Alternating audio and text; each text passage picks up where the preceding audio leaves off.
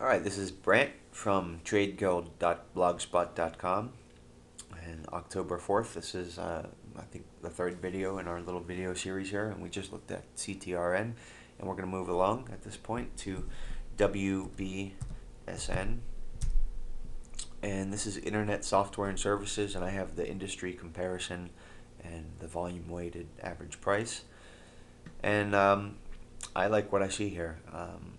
WBSN was on our blog on the long list on September 19th and September 26th. Maybe there was a video on the 26th. I'm not entirely positive about that. But in my mind, I think this is more a cup and handle. The volume, while not being a perfect cup, it is a little more reminiscent of that cup and handle. And then you get that pull back the handle, that forms in there. And we've got the breakout up 4%. So I think this was a pretty good call. Not that it's entirely profitable or amazingly profitable position from where we recommended it, but I think it's going to move up. And the sector, as I showed you before, looks great. It's on the rise, and this definitely qualifies as a laggard. So there's accumulation, looks good to me. And on that note, I think we're going to take a look at one more. And this is not one that I think has been on the blog, I don't think, but ITRA. I think this is another good example. Let me get rid of the moving averages. I think this is another good example of these cup and handles that we're seeing in a lot of stocks right now. There's that cup, there's the handle pullback, and the breakout. So it's interesting that you know, my opinion was that, as I stated earlier, that we were going to see a pretty quick correction, deep correction, and move forward from there. But you can't ignore the weight of the evidence. I'm seeing a lot of bottoms formations, and I'm seeing a lot of volume in stocks and a lot of sectors participating. And I think you know, we're in a good position here to be pretty much net long. I don't think we want too many shorts other than a few select areas, more or less right now. This is a time to make hay while the sun is shining. So ITRA, I just wanted to show you that that cup and handle in a similar industry as WBSN. Yeah, same one. Okay, next up is VSGN. Oh, look at all that green.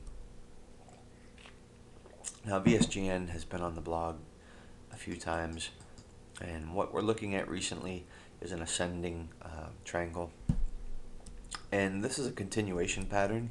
So there's the move, and here's the continuation pattern. And typically when we try to make an estimate of where the stock is going, measuring from that continuation pattern, I can't find the right zoom factor here, but basically your measurement is the backside of the triangle is the move that you would expect to see on the breakout. So it's a cheap stock,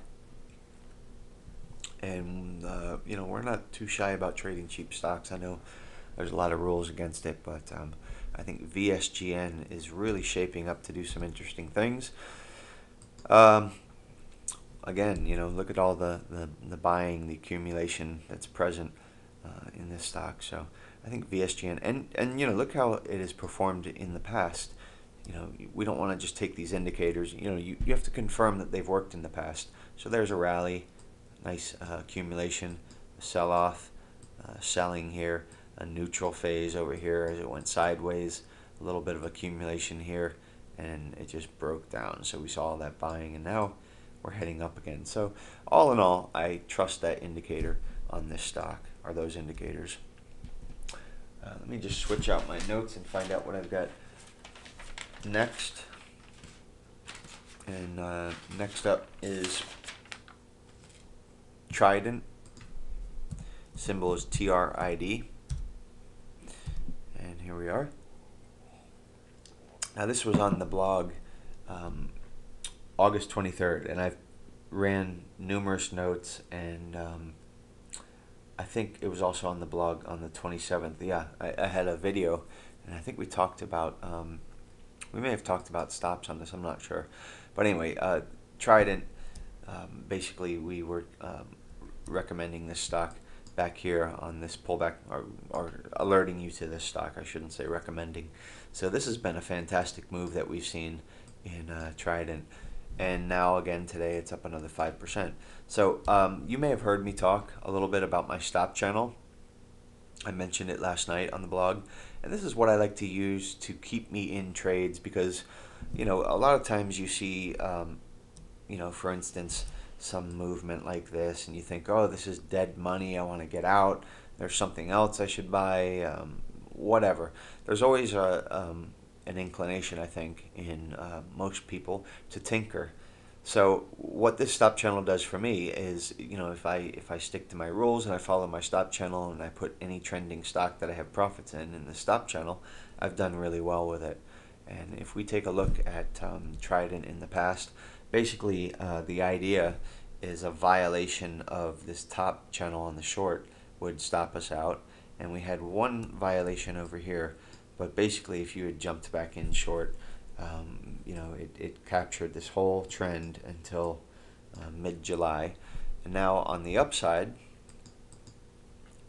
the bottom line basically would stop you out, a close below that bottom line, and you can see the close was above the bottom line here. The close over here was above the lower channel line. So we would have captured this whole move from about $16 or so, $16.50 maybe, to $23. So that's a nice gain. And one of my other concepts is adding to positions that are working. So you could buy on a pullback there, buy on a pullback there, and you could have a fairly large position in Trident that is moving in your favor. We're going to take a look at a few other stocks with this stop channel tonight. But let me show you another stock that I've got on my list here. This is MPWR, and that is Monolithic Power Systems. This is semiconductors specialized. There's the industry group in red. So you can see that this stock is a laggard. It hasn't done anything to speak of.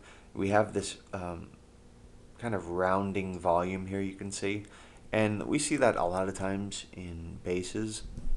So that to me says something is going on with this stock. So let's take a little closer look at a couple other things.